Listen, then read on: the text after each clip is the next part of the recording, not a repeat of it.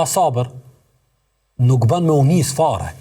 Fare nuk bën me unis, sepse nuk ka mundësi ecje, nuk ka mundësi realizimi, nuk ka mundësi praktikimi, nuk ka mundësi jetësimi, nuk ka mundësi kuptimi të asgjëje në raport me besimin dhe zbatimin e këtij besimi, për rrugën për tek Zoti xhaleshanu pa pas sabër.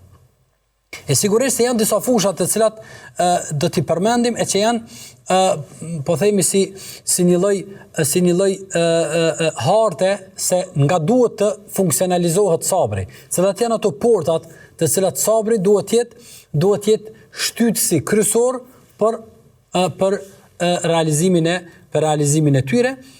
Padyshim se besimtari e kupton se me sabrin është i fortë.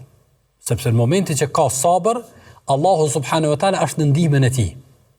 Pra, Allahu xhaleshanu thot inna Allaha ma'as sabirin. Allahu është me durimtarët, me sabërlit. Ndërsa në ajetin tjetër Allahu xhaleshanu thot inma yuwaffi as-sabiruna ajrahum bighayri hisab. Sabërlive Allahu xhaleshanu do të jap shpërblim pa llogari fare.